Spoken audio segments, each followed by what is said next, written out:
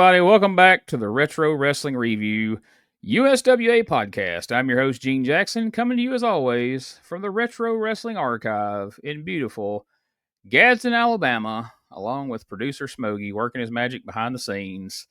Now join me in welcoming my co-host. First, he's from Uptown Bemis. It's the one and only Uptown Josh Briley. What's going on, man? Dude, I wish I had a Terry Garvin for you, but he's not here this morning, man. Uptown. I like it. Uptown. Me and Richard Lee could be the new version of the Uptown Connection. I know, man. I don't know if you could get that top hat on with your headphones, though. It'd be I really want to harness the look of Doug Gilbert and Dirty White Boy. The matching sequins, the fucking headbands, the sunglasses, that whole attitude. The me and Richard Lee gonna get it going. You don't need to do that, or else we need to all get satin jackets that say Retro Wrestling USWA Podcast on the back. That would be awesome. Talk about advertising, right? Exactly. We may see if we can make it look like the Ribera logo somehow, since that's the cool satin jacket to have. But before we get going, we're missing somebody. This week, standing in for the absent Richard Mulligan and making his very first appearance here on Season 2, the 1991 edition of the show, he's the owner, founder, and president of STSpod.club. Spoiler alert, it's Brian Trammell. What's up, Brian? Hey, guys. How's it going, Brother Gene, Brother Josh? I've always tried to put over, whoop, there it is, from the other season. But I was listening to the crowd on this show, and it's Get Buck. So we need to bring Get Buck back. I can't talk today, so just to let y'all know, I've been sitting around watching Japanese wrestling for the last week and a half. There's 19 days of wrestling for New Japan's G1, and I watch every G1 match every year. So there you go. I am a nerd, and I brought to you by, and I want to tell you, Josh, I thank you for sending me a picture of my sponsor, Fur Buster. You said it right accidentally. That whole joke started because you said it wrong, and now you went to say it wrong and you said it right. If you know what I mean. So, hey, I want to clear up something before we get started. There was some talk about me being from Randy's town. Randy owns Jonesboro, and he's King Randy, and that I was I from here. So the deal is I spent about 20 years of my 58 years here in Jonesboro. Started out when I moved here for college in 89, 90. Rest of my time's in Southeast Missouri. I loved it when I was here in college, and then I married. My second wife is from Jonesboro. So Randy's still the king of Jonesboro. I just want everyone to know that. Well, yeah, you better clear that up or he'll have you removed. Yeah, I just had to clear it up so everybody knows he's still the king. You'll get your ass Ubered right out of Jonesboro, but not by him. Need a ride? Hope you don't. So, guys, we're at episode number 65 of the review here, and this week we're covering February 2nd, 1991. And it's one of those classic Memphis Saturdays where we have a lot happening. Cornette's running wild. The Fabs are in full heel mode, but they may be relenting a little bit. We'll see. The Uptown Connection is meaner than ever, and oh yeah, Jackie Fargo is coming back to Memphis. So buckle up. It should be a fun one. Let's get into it. We come in hot this week, but an opening match with the Fabulous Ones and the New Kids, Bride and Tony. And the theme songs kind of set the tone for the two teams as the New Kids come out to Hangin' Tough by who else? The New Kids on the Block. While the Fabs now have a new song, and Dirty Deeds Done Dirt Cheap by AC/DC. Although I wouldn't call $50,000 necessarily cheap. But I don't know. I was pretty excited to see this match was kicking the show off for y'all.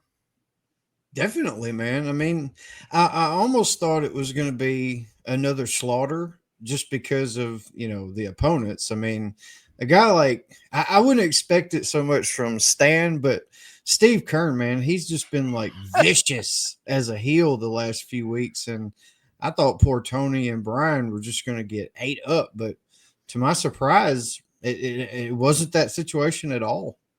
Big fan of both teams. It's fun. I like the New Kids, even though they were used for enhancement mostly. But I thought this was a real good match, fun stuff. Like Josh said, I figured Steve would just get in there and eat them up. By the way, if you haven't listened to, there's a shoot interview on YouTube with the Fabs talking about the Road Warriors. That is some fun shit, y'all. The stuff that happened between them two teams. And Steve, you could tell I actually was with him at Evansville, right next to him at a table, Bruno's table. Super nice guy, super with the fans. But man, he just seems like he don't take no shit from nobody at any time. So very true. Here, speaking of eating them up, here's that vicious standing suplex where he doesn't go down. He brings him up for a vertical suplex and just drives him into the mat. When I was getting the screenshots for this episode, I forgot that Richard wasn't going to be here. This one was specifically for Richard. So somebody make sure you get a screen grab of that and get that to him. No, see, what we want to do next week, whenever he shows back up, you're going to have that clip ready, and I'm going to have him hooked up to a blood pressure machine. And we're going to see a sudden spike. I promise you.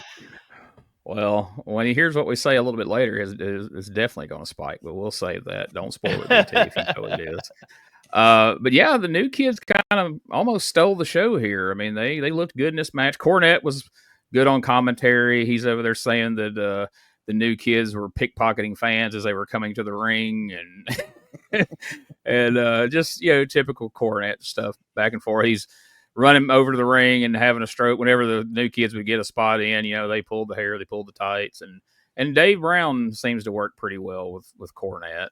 And finally, the Fabs get frustrated and take control with a couple of double teams, and then they hit him with a chair shot, and then they get caught doing a pile driver for a DQ. And I almost kind of wondered the way it all unfolded. I didn't know at first, was he supposed to get caught doing that?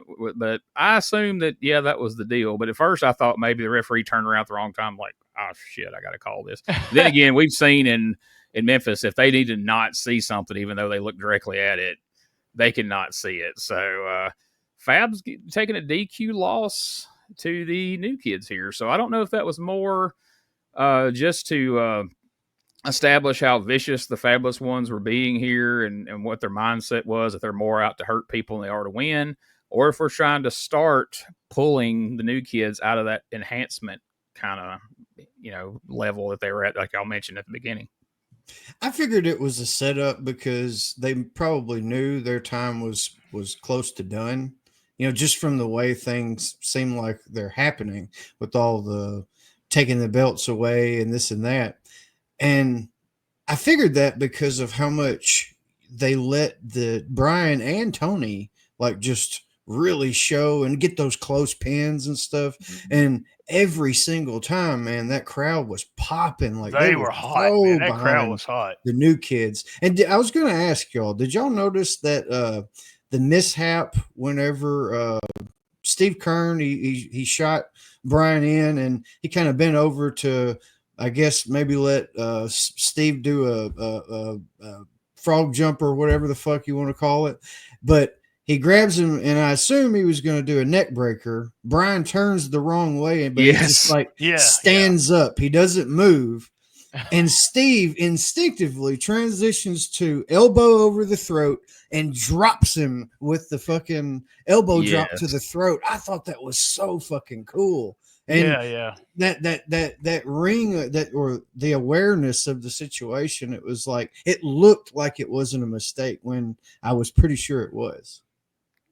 Yeah, I caught that and I'm like, oh, there's a fuck up. And then Kern made the best of it. I was like, well, damn, that's actually better than what he was going for to start with. So but I mean, at this point, and even in 91, Kern's a veteran. He's been around for, I guess, he was around a few years before Lane, right? Probably 3 or 4 at least. I think he started in the mid 70s or maybe even the early 70s. I can't remember. Yeah. So that experience comes into play there. And after the match, when they're continuing to attack, Jerry Lawler storms in like a madman and manages to run Cornette and the Fabs off and save the new kids, which we had no idea that he was actually saving one of his kids, not just the new kids. But we would figure that out way on down the line, I suppose. And that leads into a promo from the King. We're not going to see the whole thing, but we hadn't been watching very many King promos. And there's something pretty fun here at the beginning of this one.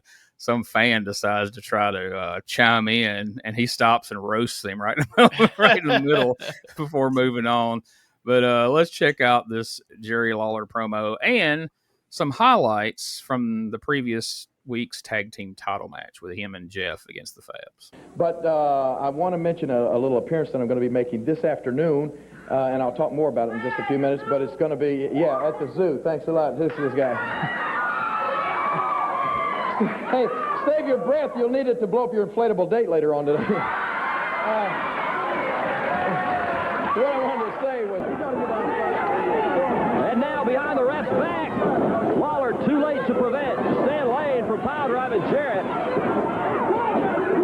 And again, it looks like they're setting him up. Pile drives him a second time as Jim Cornette was on the ring apron. Stan Lane yelled about his knee, saying his knee gave out. Jarrett makes the tag. Lawler in, but Morrell did not see it. Oh no, here comes the third pile driver. Wailing away on him. Frank Morrell is hit by a forearm from Steve Kern. I don't know if that was accidental or intentional. Lawler has Lane set up for a pile driver. Nails him with it. Lane quivering in the center of the ring. Lawler in for the cover. But Frank Morrell is groggy. He's right there, but he is groggy. Kind of wants it. And Jamie Dundee is in, said ring the bell. Jamie Dundee, who has been a special referee tonight in previous matches, just come in and he said Lawler put a pile driver on him. Jamie Dundee running out here, handing the USWA World Tag Team title belts back to the Fabulous Ones. Exactly what happened. Jamie had selective vision there. He missed the first three pile drivers, which the Fabulous Ones put on Jeff. Yeah, actually, I think in the match there were about 5 of them that the Fabulous Ones, as you said, used on Jeff Jarrett.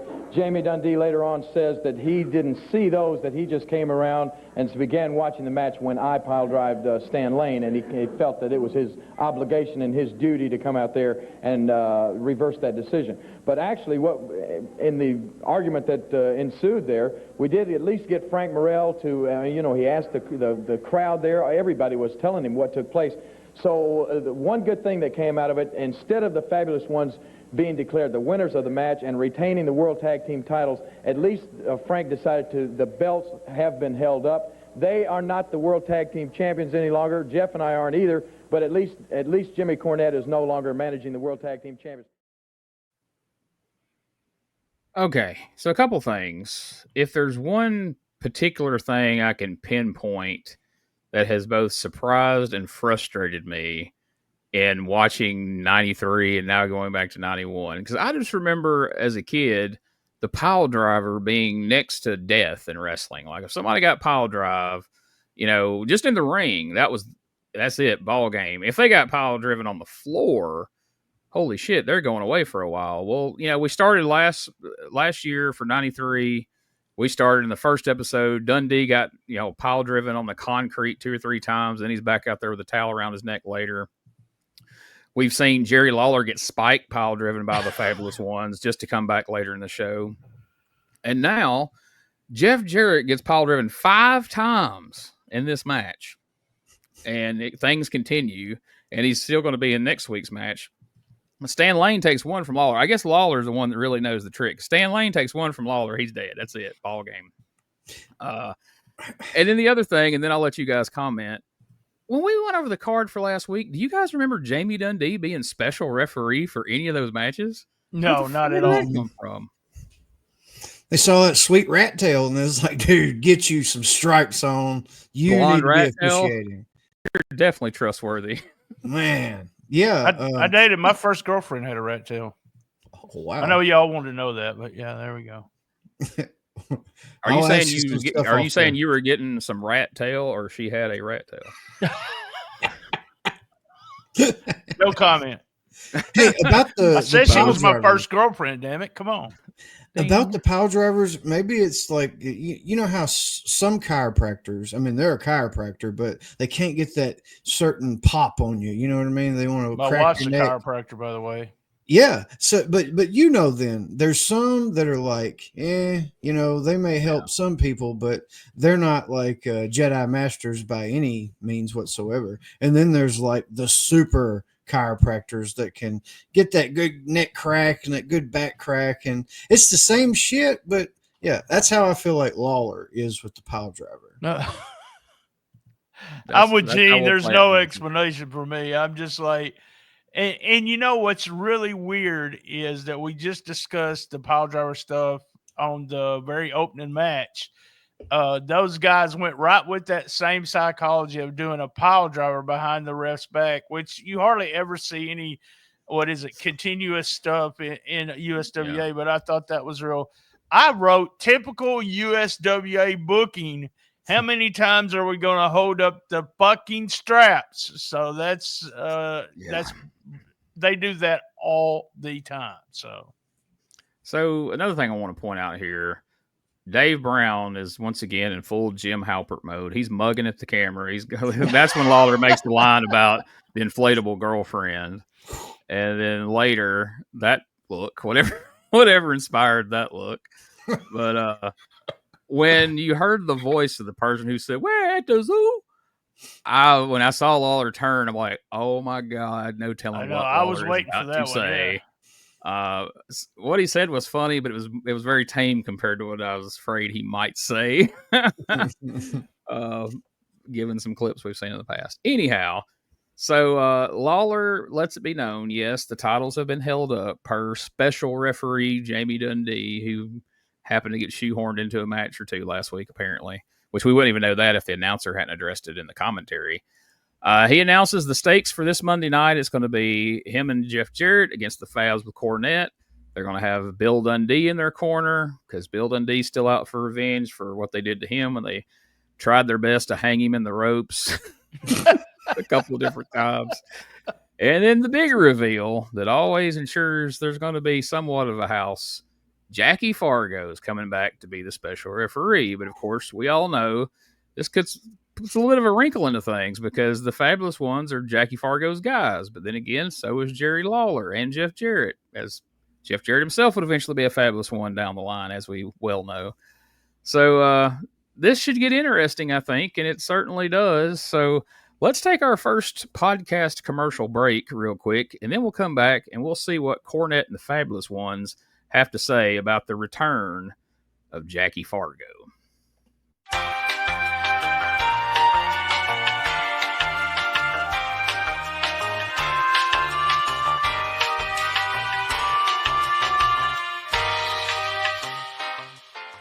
Hey guys, Ray Russell here, curator of the WrestleCopia Podcast Network, inviting you guys to listen to many of the programs here as part of the WrestleCopia brand, including, but not limited to, the Wrestling Memory Grenade, currently covering the 1988 and the WWF project.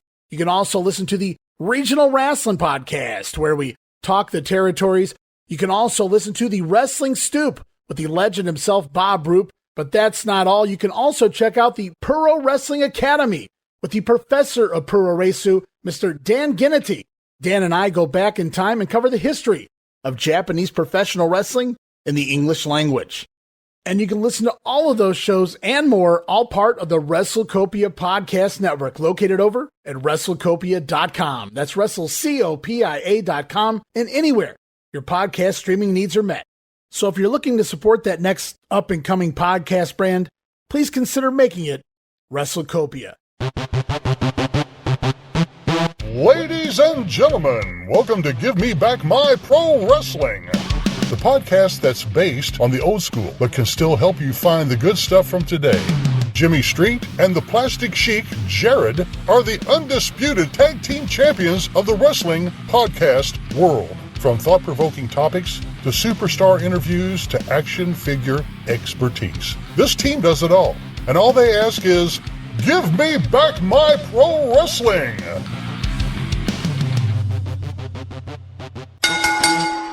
Every other Thursday, wherever you listen to podcasts. So next, Josh, we saw a video package of the fabulous Jackie Fargo, and we got some still shots, because I know some people watching this, if you're listening to this does you no good, so we appreciate you listening. But if you're watching, here's some shots from that package. There you see Jackie on the left, there's Don Fargo on the right, and in the background, Roughhouse Fargo. he looks familiar, doesn't he? Yeah, a.k.a. referee Sonny Fargo, if you're a fan of the Mid-Atlantic territory. So that's a fun story to tell someday. There they are again there, but this time in black and white. Don Fargo always looks like he's just crawled out of a car crash, doesn't he? His face, like every picture we've seen, he's got a big cut that's fresh on his forehead in that one, and then you swap to the next one, and he's got this giant fucking road rash on his cheek. And we know he for real rode motorcycles and stuff, so ain't no telling, man. He was a wild dude. Man, I cannot recommend that book enough. The Don Fargo book that Scott Teal did, called The Hard Way. I thought I knew something about Don Fargo, and I knew he had a pretty wild life. And like you said, odds are he probably did just crawl out of a car wreck or God knows what before these pictures were taken. But holy shit, that is a very, very interesting book. He had so many different personas, and was in so many different territories. And if you get your hands on it, I highly recommend it. It's a very interesting read, and I learned a whole lot about both Fargos in that one. It amazes me that we got a book with Don Fargo because Don did that with Scott while he was still alive. But even after his death, I'm surprised we don't have a book about Jackie or the Fargos collectively. And you think somebody would have tackled that by now. I wish they would. I don't know enough about him to even try to take on that project, but just putting it out there into the universe, hey, somebody needs to write a book about Jackie Fargo. You would, yeah. That's one of those, just like a given, at least like a regional type thing that was marketed just for, North Carolina, Tennessee, Kentucky, Indiana, Alabama, that kind of shit. Because he was like, before Lawler, it was Fargo, in this little region. But as you probably know, I know but a lot of people listening know, a lot of times, family is going to be like two different ways, or maybe a mix, but you got the ones that want to get the story out just to keep the memory alive. And then you got the ones that are like, no, we can't release, because it'll get into bashing him and questionable behavior and stuff like that. So you never know which camp the Fargo family is, Yeah, I just wish somebody would work on it while there's, and not to sound morbid, but while guys who still know him firsthand are around to relay some of those stories besides the family. Because like I say, the family can kind of go one way or the other. But while there's some still people around who are objective enough to tell the real story. But for some reason, nobody has chosen to tackle that yet. But now on the show, we have Cornette and the Fabulous Ones come out, and Cornette's livid that Jackie Fargo is going to be the referee. He gets to running off at the mouth about, what's going to happen to not only Lawler, Jarrett, and Dundee, but he says if he gets his hands on Fargo, and Steve Kern quickly sets Jim straight. He says nobody is going to put a hand on Jackie Fargo. Nobody. I love this. I just love this. This is awesome promo. Yes, this is such a Memphis thing where you put this extra wrinkle in there of like, well, wait a minute. Now we got a rift between the Fabs and Cornette. And then he asks Stan Lane, and Stan Lane isn't as, adamant about it as Steve Kern, but he does agree. I think you just need to let that one go, or whatever the exact verbiage it was he used. So that puts a little twist on this week's match now. And you had to wonder, the minute that Lawler announced Fargo, that's the first thing that pops in your mind. Whoa, is that necessarily going to be in your favor, Lawler? Are the Fabs that big of heels now that they've completely turned their back on Fargo? Steve Kearns lets us know, no, they haven't. And so that was a very fun promo. And I started to get us a clip of it, but I didn't, because we've seen a lot of Cornette lately. And, I take that back. I think I did go ahead and do it. I think after the fact, I did go back and do it because I thought, well, we got to show Oh, no, that's the later one. That's the second promo. So we don't have the very first promo. We're going to circle back to the second one in a little while. So I love the reason I picked the second one over the first one. I love Kern's explanation for why. We'll get there. Let's not spoil it right now. Okay. One of my favorite lines of promo was that Jackie was the oldest living man except for Eddie Marlin. Yeah. Which looked like it even got a chuckle out of Dave Brown. And all I could think of was Jackie on the couch. When Lawler's talking about bringing in Jackie, I said, is he on the couch when he's doing this? I can't wait till he does a promo. So that's where he's going to talk to Stan and Steve at. Yeah, on the couch. Change their mind. Pally. Yeah, Pally, you need to take them britches off. Listen to me. Stan's still wearing his cataract glasses. Cornette's enraged. Dave Brown looks like, damn, dude, calm down. Not that serious. But, yeah, so that's interesting. So we'll hear more from them. So Cornette off screen, I guess, or maybe he said it at the end of the promo. But anyway, he's asked Stan Lane to, quote, talk some sense into Steve Kern, and then we'll visit back with him later and see if Stan Lane had any luck talking to Steve Kern. Now, all right, so last week, Josh, you told us, I brought up the fact that the stud stable had debuted, and then the following week, none of them were here. Now, all of a sudden, U.S. male Curtis Thompson is now a tag team, the U.S. males, and he brings out Chris Walker to be his tag team partner. And we've got to take a look at this clip here real quick. If you want a fun drinking game, I know it's early in the morning where we're at, but no telling when somebody will be listening to this. Take a shot every time Chris Walker says the word talent. Well, I was just telling them, it only took you one trip on the expressway between Memphis and Nashville to decide you didn't want to be hooked up with Robert Fuller anymore. Let me just tell the people one thing and one thing only. I'm not too big a man to admit when a man's wrong, and I was wrong. I rode with Robert Fuller for a week, and all he did is badmouth the Tennessee people and badmouth all these good-looking women. He said there wasn't a good-looking woman in Tennessee, and he said all the fans were terrible. And hey, I was in Nashville. I had the best time, and I seen the best-looking women. Tennessee women, I'd say by far, are the best-looking women in town. And I'm going to be right here in the USWA, and I'll be looking at the women, and I'll be fighting for the fans. And not for Robert Fuller. That's a good move, and it's good of you to recognize that quickly. Chris, glad to have you two teamed up here. Thank you very much. I'm really excited about being in the USWA. Curtis gave me a phone call and told me the best talent is here. I'm ready to take on some of this talent. You've obviously got some serious talent here. And Curtis and I are ready to take on the best talent you got to offer us, and we're ready to come out victory. All right, very good. They ready to come out victory. I feel like that this promo, that probably the instructions he was given, he was really supposed to just lean into the Robert Fuller thing. And then once they saw themselves, in the monitor, he realized they looked like they just stepped off the set of a gay porn and decided to double down on some lady talk. Something like, boy, that Robert Fuller really sucked. But speaking of sucking, I sure hope one of them beautiful Tennessee ladies shows up back behind the Coliseum Monday night, if you know what I mean. In fact, me and Chris were passing notes through that hole in the wall of the bathroom stall of our favorite nightclub the other night, and he said the very same thing. Like, it felt so forced that he just kept on about the beautiful ladies in Tennessee. And of course, Chris Walker somebody told Chris Walker, if he's like, what do you want me to say? Well, just put over that you're here to, take on the talent we've got. And, you're a wrestler. And so he just hung on the word talent. Like, y'all got a lot of good talent here, and we can't wait to wrestle this talent. We're going to try to beat this talent and get a victory, or get it. How did he say it again? And we will be victory. Come out victory. Yeah. It's almost like he verbatim did what Eddie Marlin told him to do. Right. Yeah. Because that's like a way that he would have said it to him, and then he would deduce, okay, I need to say this as Chris Walker, but no, he said it as Eddie Marlin.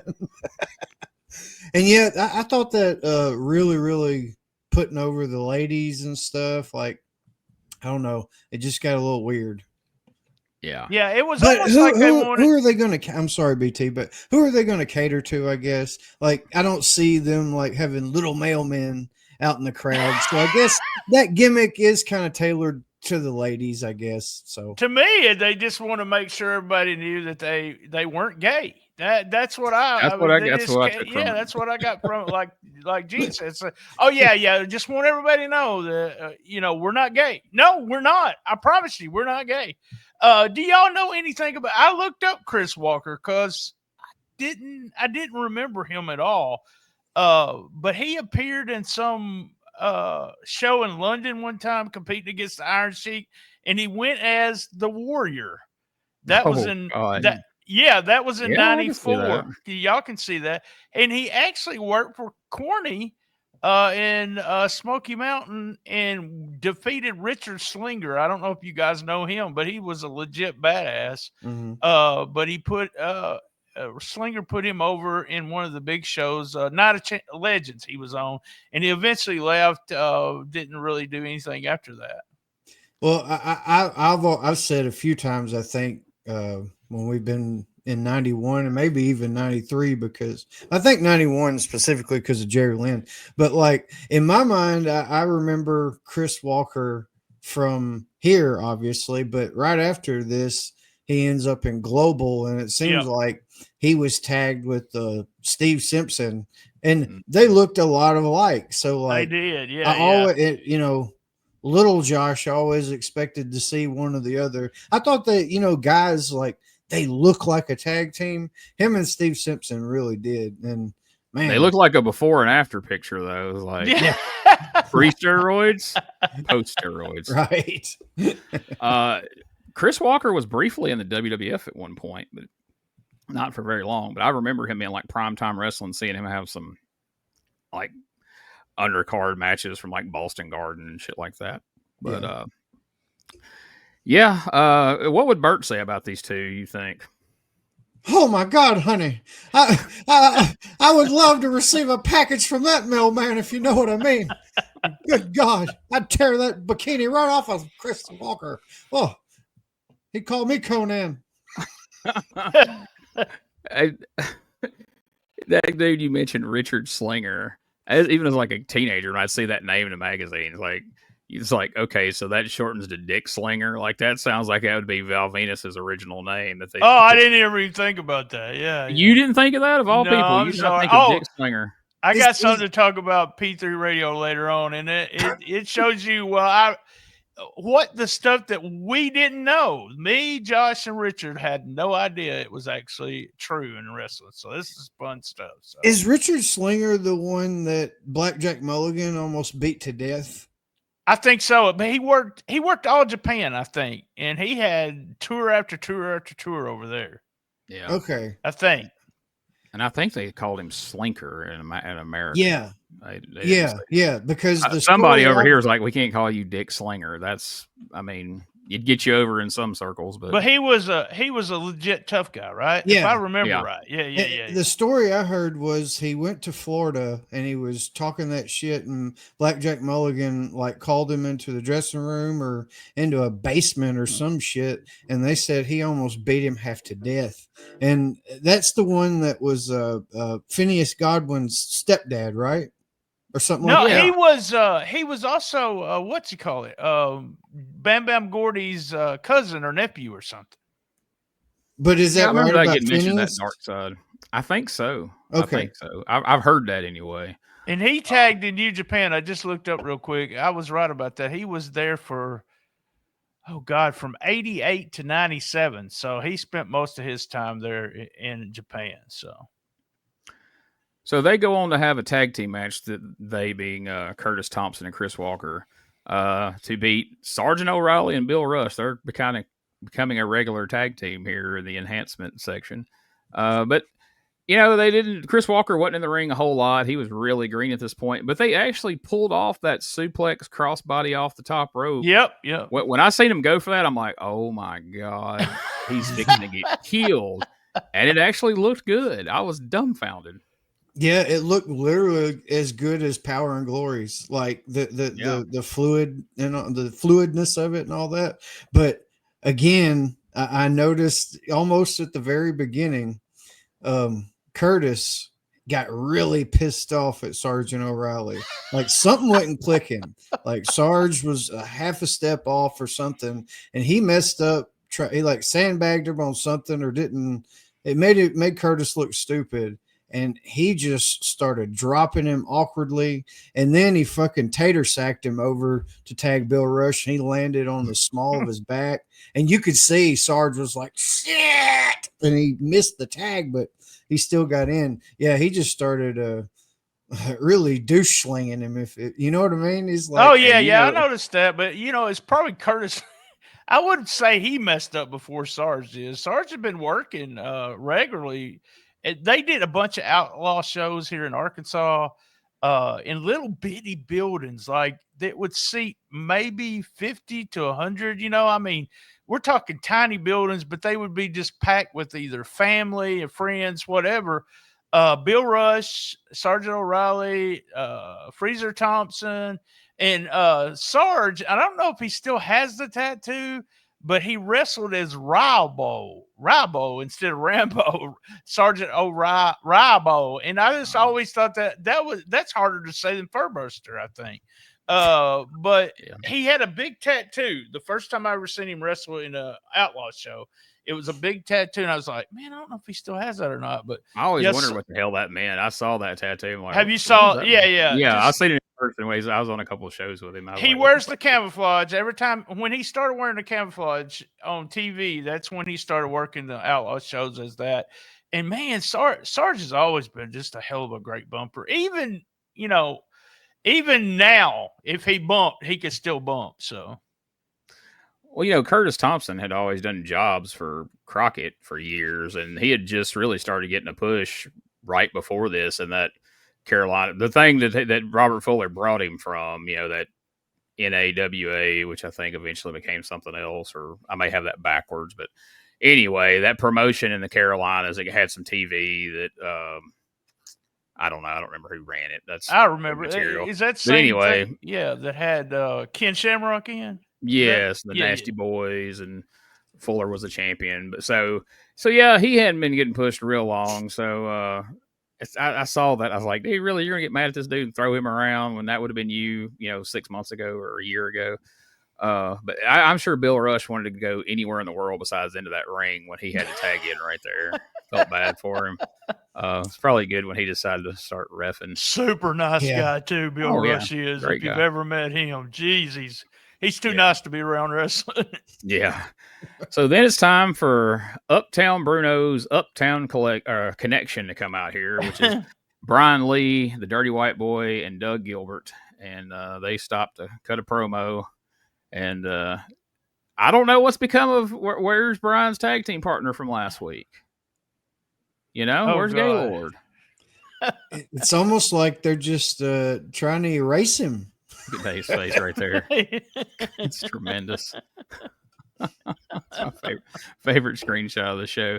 But yeah, that's we had the stud stable and they're gone. Last week, Gaylord was pretty prominent in last week's show, and we went as far as to say that his match was the most entertaining match, and he had a promo that really wasn't terrible. I mean, it was goofy, but it wasn't that bad. So I was kind of looking forward to see if he could top himself this week, and then nope, not here. Brian's teaming with the Uptown Bruno's greatest tag team of all time, Doug and Dirty White Boy.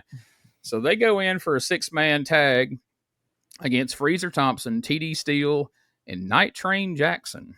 And after what we saw happen to Freezer and TD last week, I was like, boy, I bet they're not excited to go in there. But I'll be damned.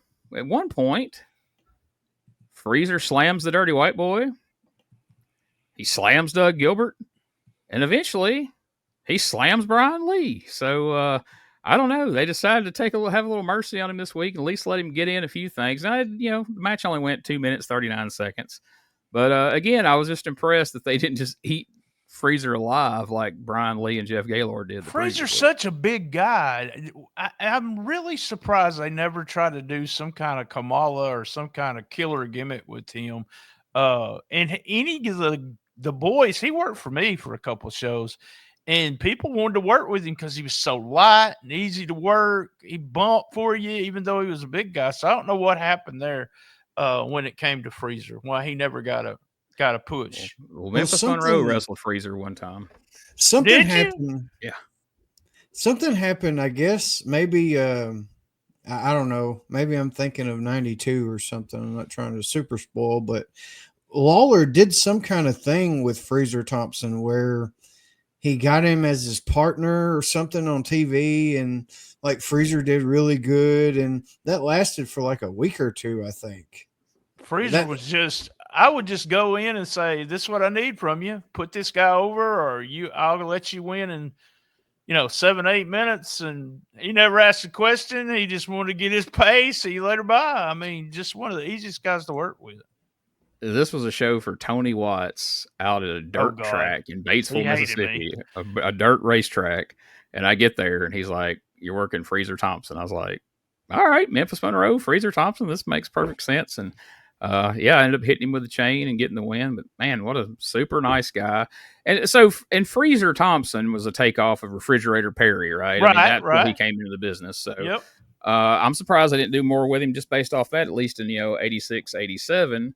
But what you talked about there, Josh, Memphis was one of the only places you could see do that. When they decided they needed somebody, maybe somebody didn't show up, whatever, they would pull somebody out of enhancement obscurity and do something with them while they needed to, and it would get over, and then they would, once they was done, and whoever stepped back in, well, then they would just go back to losing. Like, okay, how is this guy getting all this offense on a main event guy 2 weeks ago, and now he's back to getting nothing against some mid-card guy, Right. You just didn't think much about it. But when you go back and look at it now, like, damn, that's crazy how they do that. Because, you didn't really see that even in Crockett or the WWF where, all of a sudden, Mike Jackson's teaming with, Sting or some shit, they always let him look good. They let him and George South get some spots in, but he wasn't going to, tag with anybody of any note. Yeah, the TD Steele referee one week, and then and he could be a part of like a big championship change angle, and then he's a wrestler on the next TV. Haven't they been doing Sarge like that too? Yeah. Well, sort of. Yeah. They had this convoluted way of tagging him up with Doug and Dirty White Boy last week, saying it was supposed to be Bruno.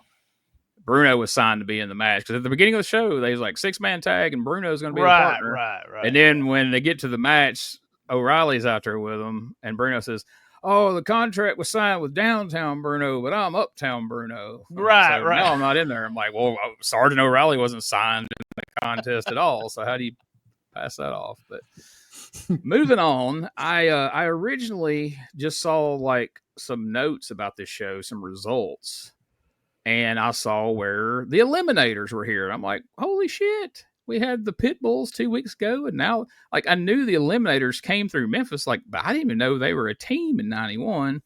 Well, this is the Eliminators that show up. I didn't know who the fuck they were. Well, I can tell you. Okay. Eli, the Eliminator. So the guy on the right, if you're watching the video, I remember him working in World Class. I think Portland. He went to Portland. Watts. Yeah. He was even in Global as Eli, the Eliminator. And we'll talk a little bit more about him in a minute. I've got some background on him. Do you guys have any idea who the masked Eliminator there is on the left? I don't know, but I guessed. I promise you, I did not look it up. I thought it was Mike Simples. Yeah. That's just who I guessed. I knew from the voice. I was going to say, if you didn't know, I was going to play. How you doing, huh? I'm ready to eliminate people. We're going to eliminate some people today. We're bad guys. We beat people up. We love it. We love it. You punks in the back, make some calls, get booked in another territory because we're here and we're going to eliminate you, punks. The Eliminators. We're the heels and we beat people up. Now, yes, we just talked about Chris Walker probably got specific instructions of this is what we want you to get across. As soon as I saw it, I'm like, I picture Eddie Marlin, Lawler, whoever, like, if he goes, hey, what do you mean to say in this promo? Just let everybody know that you're the heels, you're the bad guys, and you're here to rough people up. And he goes up there and literally says, we're bad guys. We beat people up. Punks.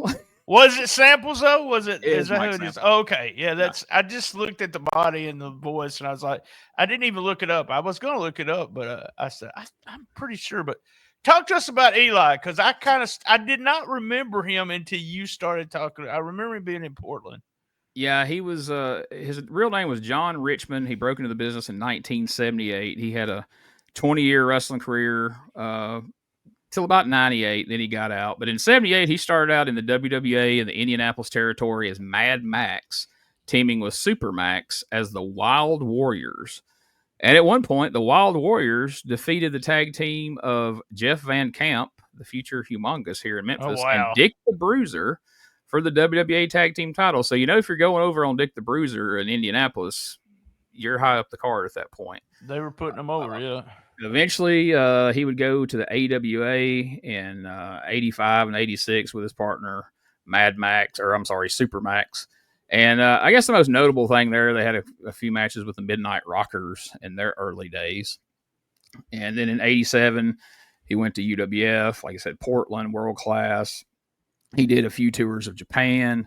But the first thing that popped out to me was Global. I remember seeing him quite a bit on GWF in the afternoons. I was a huge Portland fan. I mean, I would get Portland every month as a trade with the Memphis tapes. So I watched all the Portland stuff. Yeah, see, I didn't get to see Portland stuff till way later, late 90s, early 2000s when I started tape trading. Before that, all I knew of Portland is what I saw in the magazines. I don't even really know what to say about the match. I mean, here's how they have set the finish up. Look how he's holding this guy for this clothesline off the rope. Jesus. Like a bully in a school bathroom. That was Chris Frazier, right? Yeah, I was going to say it may not be completely Samples' fault. It may be that's all he could do with Chris Frazier. I want to tell you a quick Chris Frazier story. He was in the dressing room one night. I was back there while I was doing my website, and I think he was doing Jason gimmick with the mask on, and he kept the mask on the whole time during the whole night because he was kayfabing everybody. Wow. Old school, brother. I mean, everybody. He was kayfabing the booker. He said, "That's Chris Frazier." I said, "Why don't he take his mask off?" Well, he's just sitting there back there with the whole gimmick. I was like, good God. Come on. You don't know how to work, brother. That's what you do. And I've put Keith Eric over before. This is a really super nice guy, and very, very smart. I like Keith, So next up, Cornette and the Fabs come back out. Listen to this story. We heard a fun story from Robert Fuller a couple weeks ago, but listen to, I don't know if they cooked this up in the back before they came out or what, but one of the reasons that Steve Kern will not lay a hand on Jackie Fargo. Get up to Stan. We've been together a long time, Stan. You had a time to talk to him. You've had all that time back there. I told you what to say, what to do, and everything, what to promise. Now, how have you done? Jimmy. Tell us what's going on. Did I hear money mentioned there? Jimmy, I've talked to Steve. We went outside for a second. Tell you the truth, I'm not really wild about jumping on Jackie Fargo either. But you know how Steve is. He's strong-willed, and I didn't have too much leadway with him, tell you the truth. Steve, I told you what. Steve, Steve, come on. Be nice. Remember, the title, the $100,000, the whole thing. Everything's going to be okay. Just listen to me, Steve. I promise you, everything will be all right. Okay, first of all, Jimmy Cornette, to this point right now, I can't complain about anything you've done. You've told me to take out Lawler. You've told me to take out Jeff Jarrett. You've told me to take out Dundee. You've told me to take out a few referees. Well, I don't mind doing any of that. As a matter of fact, I'm really enjoying that. See, there you go. And I'm going to do my best. I'm going to do my best to either break Jerry Lawler's neck or send him on down the road to some other area, but to collect the money from Terry Funk, because I got a lot of respect for Terry Funk. But I had to get some air after I talked to you earlier in this show, so I went outside. And when I was outside, Jimmy Cornette, a little boy about this high come up to me. And he said, "Steve Kern, I've watched you since you become a fabulous one." And he says, "The only thing I'm asking you, Mr. Kern, is please don't hurt Jackie Fargo." Oh. Okay, well, you can take it like... Now, wait a minute. Listen to a little stinking rugrat swami, no snot running down. Now, wait a minute. Hey, shut up! He ain't gonna hit me. He gonna hit Steve, come on! You ain't gonna listen to kids. Oh, wait a minute. All that kid asked me was not to hurt Jackie Fargo. He didn't say nothing about Jerry Lawler or anybody else. And I'm going to tell you this, Jimmy Cornette. That brought back a lot of memories of a lot of kids I hugged. But I'm going to tell you something. When that kid asked me, please don't hurt Jackie Fargo, I made a promise outside. And I'm going to promise every kid in this audience, every person in this audience, and every person watching this television right now, come Monday night, Jimmy Cornette, I will be working for you, but nobody will touch Jackie Fargo. Steve, I'm out of I gave you all the time to talk to him. You can't do nothing with him. You known him for 9 years. Jesus Christ. I told you I tried. That brought back a lot of memories of kids I hugged. Hey. He never was put in jail for that. By the way, I just I can't think of anything but Steve Kerr, how much snooch he got. There is just no telling. Even at that Evansville con, there was women my age lining up to talk to him. Well, yeah, I'm not saying that he meant it that way. It just sounds terrible. And we're just talking about, Lawler feeding people lines. It's like, tell him he was there with a bunch of kids. Like, yeah, and what? Huh? Yeah. But what you just said, BT, going off of that thought, the women lined up even at this present day, like older women, obviously, but yeah, like my ex-mother-in-law was by no means a wrestling fan. She didn't. She was hot too, wasn't she? I don't want to like beat anybody up on air or anything. All right. Like that, my bad. I'm just, it's okay. But either way, she told me, whenever I would bring up wrestling or something, like she was just in casual conversation. She says, I remember down at the toy store, and this was, right here close to where we live right now, back in the 80s, that tag team that used to wear the top hats and the cummerbunds and the bow ties. God, they were some sexy men. What were they called? Fabulous, the something. And she literally said Steve and Stan. She's not a wrestling fan, but she was a woman of the 80s, and my God, she still remembered them. Here's my problem with that. All right, so when he says a kid, he was this high. What age kid are you picturing there? 5, 6. From where he held up. Now he said this kid said, Steve Kern, I've been watching you since you became a Fabulous One. He became a Fabulous One in 1982. What 6-year-old gives a flying fuck about Jackie Fargo over Jerry Lawler, Jeff Jarrett, Bill Dundee, and everybody else they've been beating up? That makes no sense at all. That'd been like, somebody on WWE last week saying, yeah, this kid came to me and is like, please don't hurt Bruno Sammartino. Like, why do we even know who Jackie Fargo is? Like, what a dumbass way to go into this. Like, just say Jackie Fargo did too much for us. He's meant too much for our career. He created the Fabulous Ones. I'm not going to hurt him. Why you got to bring in this convoluted horse shit about... I know what 6-year-old kid's walking around the damn TV studio parking lot while the show's going on. Was he some homeless kid out wandering around? Gene's giving him hell, boy. How did he know? Okay, how did he know that beating up Jackie Fargo was a thing if he's not in the studio? This shit just happened. Did he leave his house and truck it down to the studio to go plead with Steve Kern not to beat up Jackie Fargo? Makes no fucking sense. I don't know. It just kills me because they really drive home, how much they like to put reality into the stories in Memphis. And that's the dumbest shit. Like, just go with the real thing of, hey, we're not beating up Jackie Fargo. That's our guy. He put us together.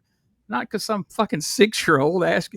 Well, I was going to, Jim, I was going to get talked into it. I was going to beat the hell out of Jackie. But this fucking 6-year-old over here I just met in the parking lot, he was out there having a cigarette, and I had one. I bummed a cigarette off this kid.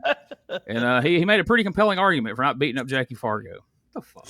And then he goes on to reminisce about all the kids he's hugged of his past. And all the kids I've hugged in parking lots all across this nation, Dave Brown. Like, you're one of the Fabulous Ones, not the Nightmare. Settle down. Next up, Uptown Bruno and Terry Garvin are out to welcome back Dr. Tom Pritchard. and oh boy, is Dr. Tom in full-on Rowdy Roddy Piper mode here. Jesus Christ. I'm a Tom Pritchard fan. I always enjoyed his work, but I do not get this period of time where he did promos like he was flat out doing an impression of Roddy Piper. I can barely listen to him. Really, I wrote Dr. Tom Piper's what I wrote. Yeah, and everybody does. His brother's also a huge Piper fan. So Bruce is a big, huge Piper fan, and I've heard him talk about this just a little bit. But is there a reason? Was he just a big mark for Piper and wanted to emulate him or imitate him or whatever he was doing there? The only time I really heard it addressed, one of those high spots, I think he was being interviewed by Carino. I think it was Old School with Steve Carino. Carino brought it up, and he said that I was a big Piper fan.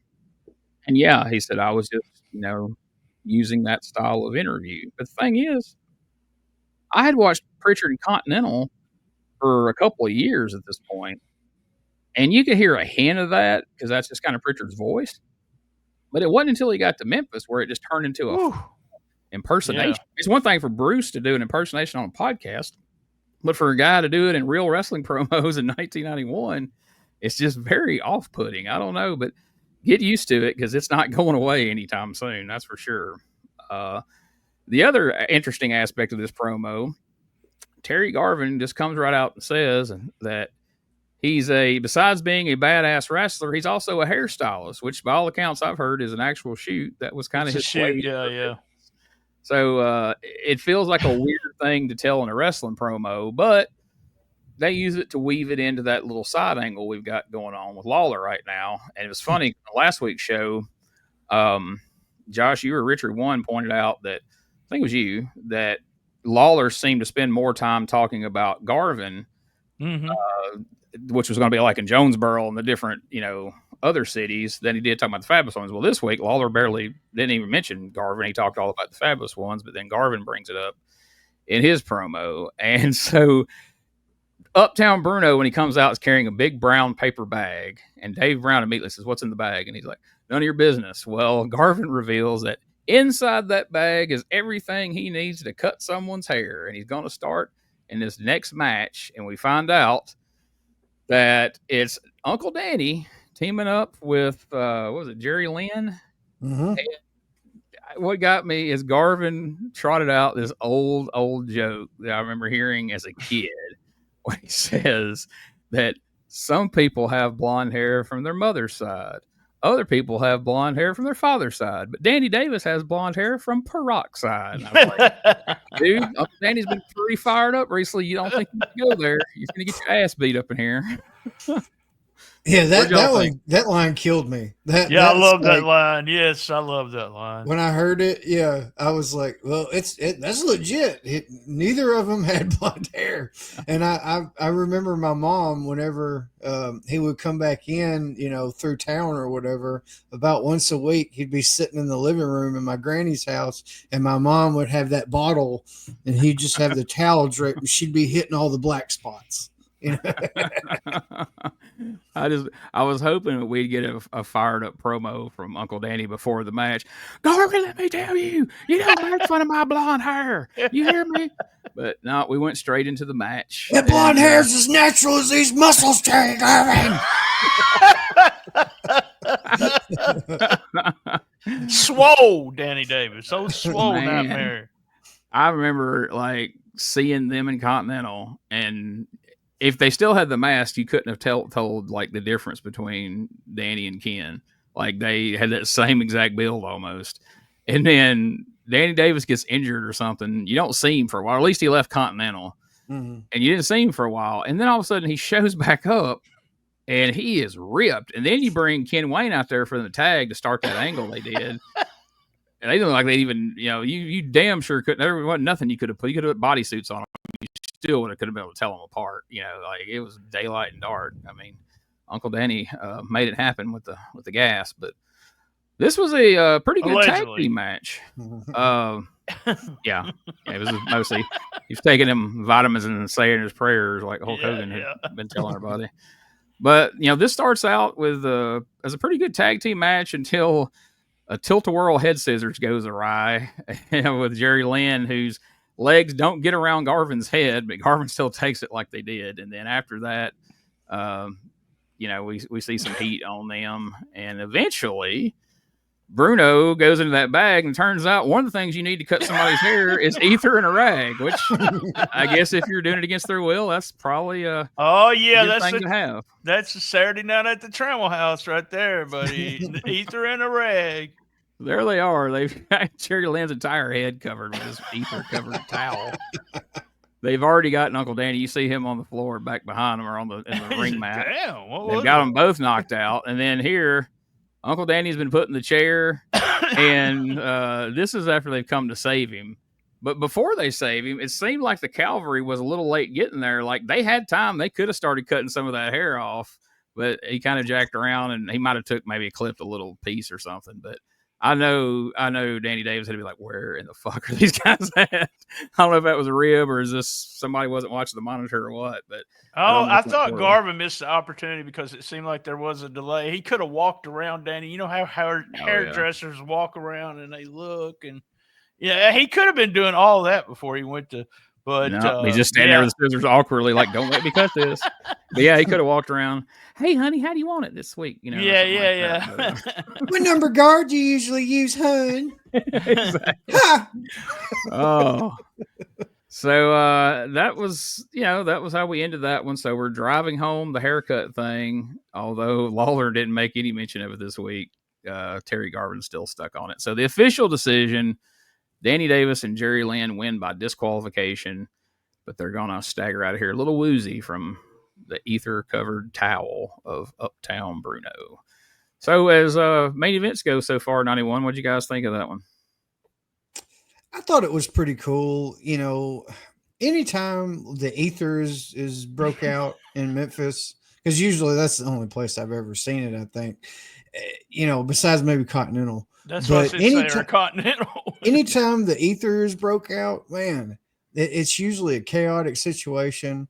And it's a good way, aside from just bringing like a tea pitcher or a tea machine pitcher, whatever the hell that was, or a trash can. It's something different. It adds another layer of, holy shit, they could have killed him, that type of thing. So I like it when if it's gonna be a foot finish, as they would say, then the ether rag is one of my favorites. And they don't overuse it either. That's what I like about it. You don't see it but a couple of times a year, and I really like it. Yeah.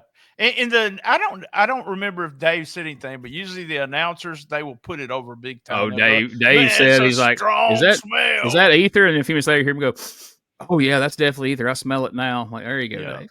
Yeah. Because I didn't know for sure Dave would know. Of course, I'm sure somebody they're feeding everybody lines today. I'm sure Dave got told, "Now make sure you say I smell ether," because Dave Brown, the weatherman, knows all about what ether smells like. I'm sure he's spraying starter fluid in his engine every morning to get it to crank before he heads down to TV5. But anyway, smells like my grandfather's shop in here. Smells like that time we had to go find Paul Neighbors at his bunker. Y'all need me to take my shirt off? This would be before that. So my bad. You don't have to do that. So in the closing moments of the show, we hype up the big Monday night tag team showdown. Lawler and Jarrett with Dundee versus the Fabs and Cornette.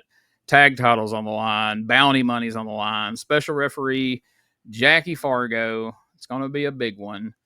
And I don't know if it's just the way this show was edited or they just didn't do it, but we never got the whole card for Monday night. That's what I was going to ask you. Did I miss it? Yeah. Did I miss it? But yeah. I don't see why the person who dubbed this would have cut out the rest of the card. So I'm guessing they just didn't feel like it's a very strong card. Like, let's just sell it for the main event and hope for the best. So I can tell you what the matches were, but I mean, we want to just ask the questions based on what we were actually presented here, because that's all you would have had to have gone on when you went to make your decision to go. So let's take our last commercial break real quick, and we come back. We'll see what you guys thought of the show and see if you would make that trip to the Coliseum based on the one match that got promoted.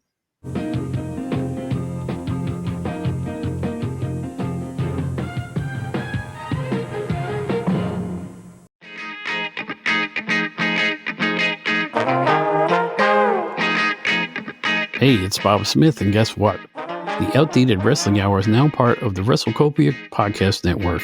But hey, no fear, you're still going to hear the unique guests, comedy, music, authors, journalists, funny people. Who knows who's going to end up on the Outdated Wrestling Hour? Remember, it's all new and all old. So check it out in the WrestleCopia Podcast Network and wherever you get your podcasts. Listen if you know what's good for you.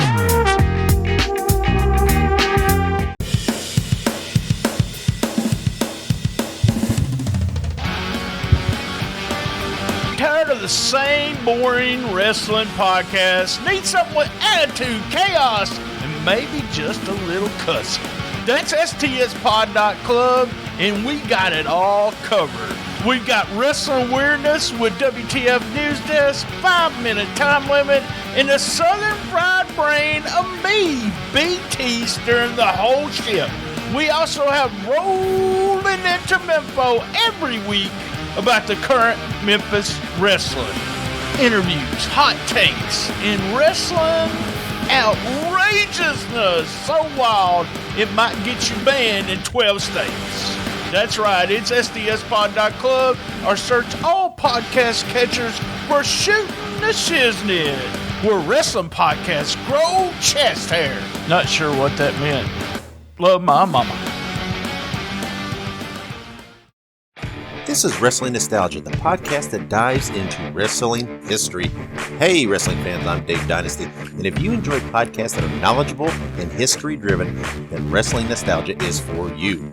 With great guests and fun interviews, there are over 200 episodes in our archives. We chat with several first-time guests and often cover topics not discussed on other podcasts.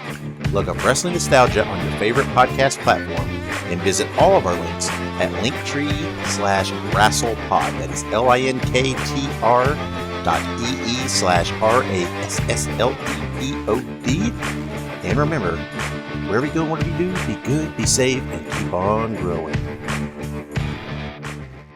All right, we're back, and it's that time when I ask you guys the questions about this week's show. So we'll start with the one we always start with. What was your least favorite part of today's show? I have to say the Eliminators, the fake Eliminators, and it's probably the real Eliminators if you want to go timeline wise, maybe. Yeah, but the first one, I could have just done without that whole thing. And like you said, Mike Samples, it seemed like he was trying to be a good bad guy and be really vicious and stuff, but he was trying to say a lot without really saying anything. It felt like it was kind of empty. And I don't know, it just some big guys, but nothing really sticks out in the finisher. It was like Dollar Tree Demolition or LOD or something. Just not good shit, man.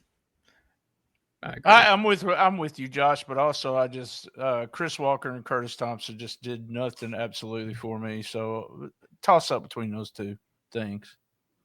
I'm not gonna lie, that one kind of surprises me, but I'll sign off on that as well. The Eliminators, the 1991 version of the Eliminators, was definitely the low point of this show, without question. So the opposite end of that spectrum, what was your most favorite part of this week's show? I mean, I got a couple, honestly.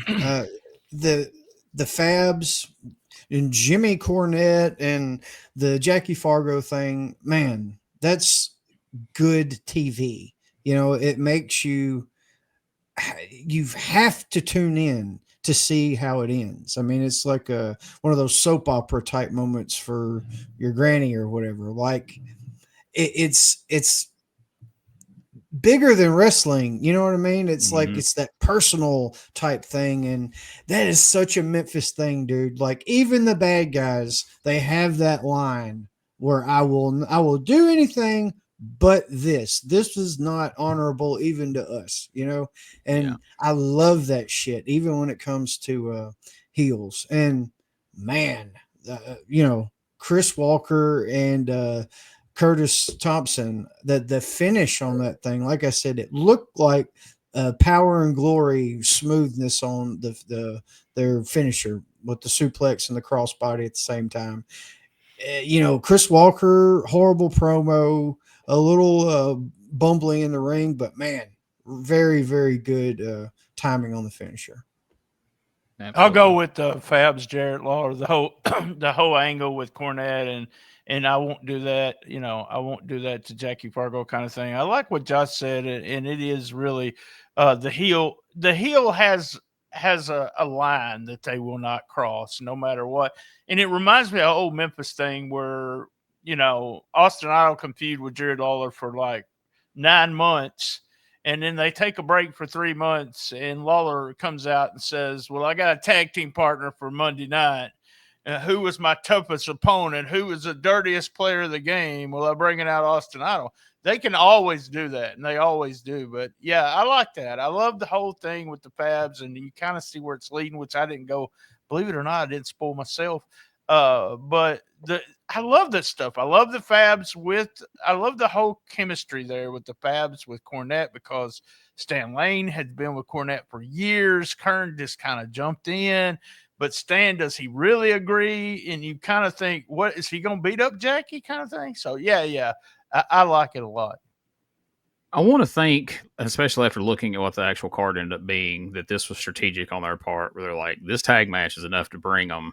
And if they see the rest of the card, they might be like, well, I don't want to sit through this other shit to get to that tag match. So they just promoted the one match. But, man, there's so many different directions this go. I mean, you got the tag titles on the line. You got the bounty money on the line. Can Jarrett and Lawler beat the Fabs? Can the Fabs beat them? Is Jackie Fargo going to call it down the middle? Is he going to play towards Lawler and Jarrett, or is he going to play towards his boys, the Fabulous Ones? Is Jim Cornette going to do something to Fargo to make the Fabs beat up their own manager? Bill Dundee's in the mix, and he's still pissed off. So there's so many variables there that I think you could probably just sell this, this show on the one match and hope for the best. So, would you guys go check this out just based on that? Absolutely. Yeah. I mean, because there's so much uncertainty, like you think what might happen, and I kind of was frustrated with it, but whenever I think about it this way, I guess I'm not really, because it adds another layer to the onion. But Stan's wishy-washiness on the situation, it's like, well, I'm trying to convince him, but hell, I don't even really feel good about it. Yeah, but you don't know whether, like I said, you're right, Josh. It is that extra little bit that you're thinking to yourself, Stan could beat up Jackie, but what if Steve and Stan fight each other and shit like that? So It's very, very smart, and I'll answer it. I'd be there too. I've been nodding ever since Josh started talking, but I would be there too. So I love it. I love the whole this whole program, and it smells like Jim Cornette, don't it, y'all? I mean, it feels like he's booking every bit of this. So. And that's a great point. Stan never outright says, I will not attack Jackie Fargo. He says, I wouldn't feel good about it. So just means that if he had to, he might. So, that's another great point there. So February 4th, 1991 at the Mid-South Coliseum. We don't know the exact number of attendance, but they do claim the gate's $11,000. And we know last week's gate was like 5. So fans were intrigued just as we were. Opening match saw Doug Gilbert pin Jerry Lynn. Second match saw the Dirty White Boy Tony Anthony pin Cody Michaels. U.S. male Curtis Thompson beat Brian Lee. Chris Walker beat Tom Pritchard via disqualification. Nightmare Danny Davis pinned Terry Garvin. Bill Dundee and Billy Joe Travis beat the Eliminators. So we've had, other than the first couple of matches, we've had a pretty good sweep of babyface wins here. So in the main event, Jerry Lawler and Jeff Jarrett beat the Fabulous Ones to win the held-up USWA tag team titles when Lawler pinned Lane with Jackie Fargo as a special referee. So I went and did some digging in the Observer as well as the Torch, and this is how they described the finish. They said the finish came when Cornette handed off some powder to Stan Lane, but before Lane could use it, Jackie Fargo calls. I'm assuming they don't explain it this way. I'm assuming it was one of those deals where Lane's got the powder in his eyes, and maybe Jackie kicked his hand or something and calls the powder. Right, yeah. And allows Lawler to roll him up and get the pin. Jarrett Lawler, the new tag team champions. Eddie Gilbert returns out of nowhere in the Oh, wow. post-match fracas, and he and the Fabulous Ones and Cornette attack Lawler and Jarrett. I think there's a fireball thrown by Gilbert in here. This was the end of the Fabulous Ones and Jim Cornette. This was their last match in the territory. They can't afford the trans to get Steve and Stan back and forth to Memphis. Cornette's not that far in Louisville, but they can't afford the guarantee with the house. I mean, like $5,000 house last week. Come on, you know those guys are taking a good chunk of that before you even get to Lawler and everybody. So this was the end of the Fabs. They speculated that the reason the belts were held up last week was just in case they didn't show up for the match to drop the belts. So they went ahead and held them up at the end of the match last week just in case, which is probably smart, but also kind of sucked. But Tom Pritchard's in. Eric Embry will be in next week, along with a couple of other new faces. The masked eliminator Mike Samples was immediately fired after his first week in the territory. Jesus. Eli the Eliminator won't be long for this world either, but he will stick around another week or two. But yes, Mike Samples was canned shortly after this tag team match with Bill Dundee and Billy Joe Travis. So I can just imagine, because you could tell in the promo and in the match, this is early Mike Samples, like very early. So I'm sure Dundee probably came back there and cussed him or something. Where the hell you find this son of a bitch, and he's out. So the Fabs and Cornette were gone. It's been a fun ride with them here. But Eddie Gilbert's back. That always brings, you never know what he's going to bring to the table, at least from the booking, side of things. And Eric Embry's getting here, so we know where that's eventually headed, along with Tom Piper. So business, as old JR would say, business is going to be picking up, it looks like. And I don't know, I'm pretty happy with how things are going in 91 compared to how slow 93 started off for us. So what are y'all thinking? I'm enjoying it. I really like the other, but this is really, you think about it, you got Fabs and Cornette. As soon as you see that, you're thinking, and then, secondary people, and Danny's here too. Uncle Danny's still here. I'm enjoying it. I'm enjoying it a lot. Yeah, I know what's on the horizon, and I cannot wait. And Josh, you said this is one of your favorite years. So this is my absolute favorite year of Memphis wrestling ever, because this is when I just became totally obsessed. Like I loved it before, but man, what's coming, it just really, really drew me in. And I can't wait. Looking forward to it. But before we wrap things up this week, BT, what's going on over at stspod.club?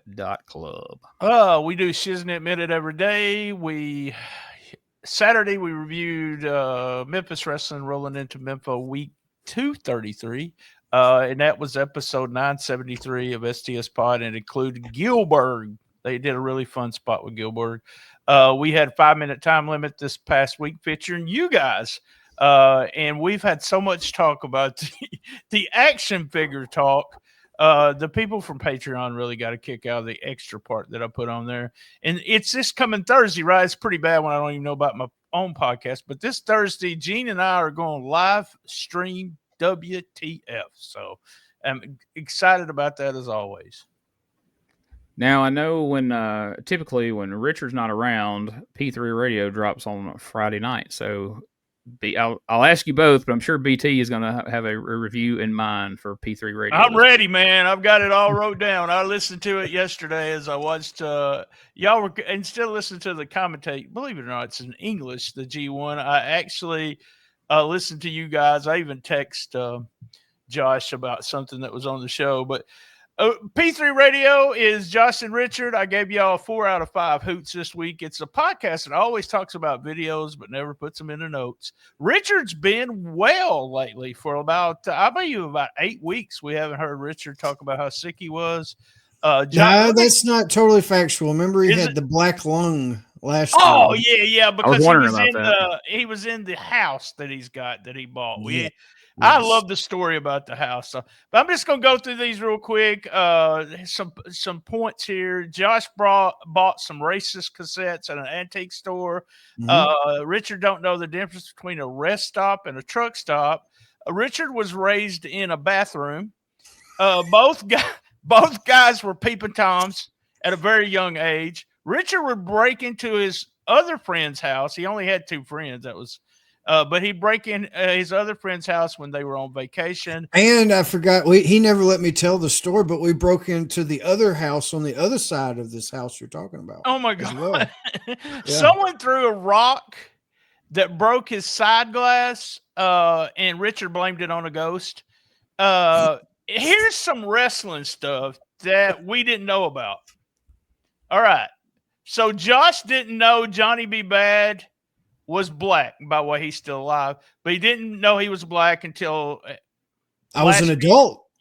Big time adult. Didn't know he wasn't black. Is that what you're saying? I was convinced he was a black man. Yeah, that's what I thought. But I thought BT said didn't know he was black. I'm like, wait a minute, you're telling me something right now. Richard didn't know that Dustin Rhodes was Goldust until Josh told him. What? And here's one from me. I didn't get the thing with Hugh Morris being humorous. I didn't get that till years later that he was actually humorous, Hugh Morris. They had some real timely news. They talked about Paul Revere. Chester the Molester was on the show.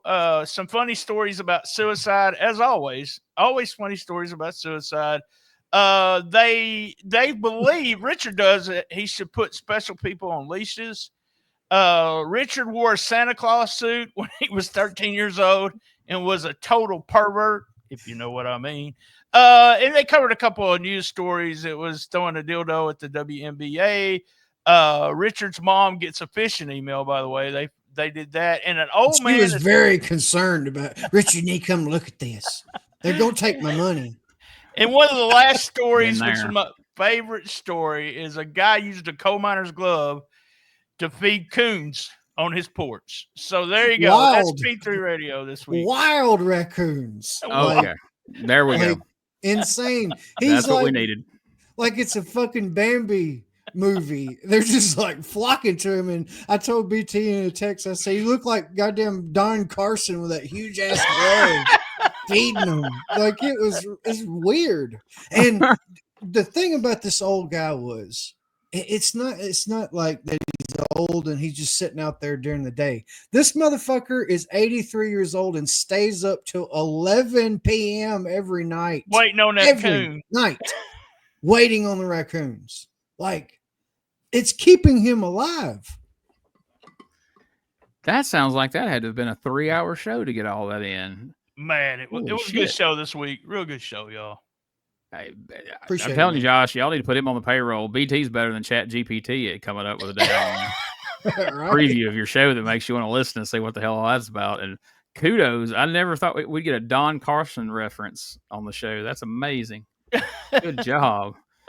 All right, so there it is. There's no reason in the world you won't check out P3 Radio this week. You can catch it on all the podcast players, or you can find it over at youtube.com at Retro Wrestling Archive. That episode and every other episode, except for just a couple that got pulled for copyright stuff, because, you know, YouTube likes to be a bitch like that. So also check out WrestleCopia.com, where our friend Ray Russell has all kinds of great wrestling podcast content week in and week out. Check that out. If you want to know where you can find everything related to this podcast, you can go to USWApodcast.com. Go check out the shirts and other merchandise in the store. We'd really appreciate that. We've moved some merch here recently, so I was pretty excited about that. And if you would, wherever you're listening or watching this, subscribe, rate, and review the show. That helps us out a lot. And also check out DougGilbertPodcast.com for dangerous conversations with Doug Gilbert and Tommy Rich. I don't expect you to have as detailed a review as what you had for P3 Radio, BT, but have you listened to a couple of the recent episodes of Dangerous Conversations? What did you think about them? I have. I always like the Q&A. I listened to the new episode this week. I'm always surprised listening to Doug and Tommy, but they probably are exceptions to the rules, but they always talk about they made decent money, and had no problem, working. The stuff with what was his name? Larry Burton, is that right? Yeah. The Yeah. stuff with Larry Burton and Doug talking about Larry Burton backstage, and I love the idea that Burton said he'd give him $750 to come work for Nashville instead of going to Japan. Burton also bought those tickets to Japan and he told the office, "Don't buy my tickets." And he didn't have anything bad to say about the guy, And I knew very little of all that stuff that was going on, but I remember Dutch talking about him being just a big, not a mark, but exactly what Doug said, that they came in with all these extra people and knew nothing about the wrestling business. Mm-mm. It'd be, I was fixing to say it'd be like me going in and trying to, run a dildo business and not knowing anything about them, but I'd be Fucking lying. expert. I mean, you kill it. I was trying to get it, but good stuff. I've said this to you before. I never thought, hey, a Doug Gilbert podcast would be one of the ones that I look forward to every week. But Doug's done so much and went so many territories, just to hear his behind the scenes, especially the Japanese stuff. That was one of my favorite episodes too, because I was always a Japanese wrestling fan. I was not familiar with him being there on 60. He said 60 tours? He had 60 stamps. So he went over there, averaged 4 or 5 weeks at a time. For 60 times. Crazy, just crazy. My dad listens to that show every week, and he made it a point to call me right after he listened to the Japan episode to tell me how much he enjoyed it and how much he learned to listen to that one. He's like, make sure you tell Doug that. So I haven't thought to tell Doug that, but I'll have to. I got a lot of good feedback on that one. I don't send him this show, actually, but he watches the Doug and Tommy show at least. It's usually pretty safe compared to some of the things that get said on here. You think about Tommy Rich, and it's nothing against Doug. It's just the perception that I had is that Tommy Rich was a huge fucking star, and you love hearing what he has to say. But Doug was a huge fucking star too, and got a lot of bad rap just because he really did get the bad rap because he was Eddie's brother. Yeah. In the sense that he wasn't okay. So what if he wasn't the worker that Eddie Gilbert was? But if you go back and watch some of those matches, you're thinking to yourself, maybe I judged this guy wrong. But the knowledge that he has, if someone could just sit down and listen to the stuff, young guys, and some of the stuff that they do now too, where they don't do a lot in the ring, but they still get a lot of shit accomplished when they go to these spot shows and work. And I was totally shocked at how many dates they have in the next couple of weeks. I'm just like, they're going to be in Dyersburg, they'll be in Ripley, they're all around me. They're going to be in Paragould, just constant, but very, don't hurt my feelings at all to put the Doug Gilbert podcast over. Me and Doug's, had a little disagreement one time, but yeah, just so knowledgeable, so fun to listen to them talk about. Tommy too. Tommy's quite a character, man. He just and you could tell that when y'all first started doing the podcast together, you can tell that y'all had a relationship, but y'all don't right now. Y'all have I think it was the Philly trip that really got y'all. But man, they give you so much hell, and Tommy just waits for your invitations of people. He loves your bird. He loves, can you do this, guy? Can you? And he gives you hell about it. I don't think he got the joke this week when you said something about his blister, because you was referencing your blister when blah, and he didn't even put it over. He just Doug got it and mentioned it after the show. But he said, "Yeah, Tommy missed that one." I was like, "Yeah." But yeah, real enjoyable show. Like I said, I put over before we started that interview you had, and it podcasts that you didn't know you needed to listen to. I'll say that on a new episode. Go ahead and listen to that. And what'd you say his name? I know his shoot name. What's his work name? Larry Burton. No, the other guy that you interviewed, David. Jack Dalton's his work name. Jack Dalton. His name is David Fish. If you're friends with him on Facebook. Good stuff. Yeah, like I said, that one, I knew he'd have some interesting stuff to say, but man, it was a lot more than I expected. Really good really good interview, and I'm actually going to talk to him some more off the air about some places he might can help me get some background on some other projects I want to do. But make sure you check out epwwrestlingms.com for one of the best wrestling promotions in the Southeast. They do TV all over the place. It's growing. They get more and more TV coverage every time we turn around. A lot of good stuff.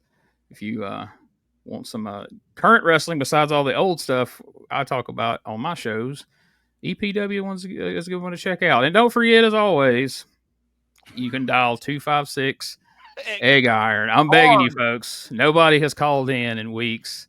It's breaking my heart. Somebody, anybody, call in, and we will definitely play it on the air. If it's not good, we'll still play it on the air because my impressions aren't good, and I have to do them on the Doug and Tommy show because Josh isn't there. But I'm embarrassed every time I do it. I'm like, mine are terrible. Like I'm just doing a bad impression of Josh's impression of everybody I do on there. So, Tommy definitely enjoys a few of those, and Doug as well. The Randy one is always popular for them. So Brandy and Bert they love both of those. So Randy was on their radio show recently. I haven't gone back and listened to that yet. My God.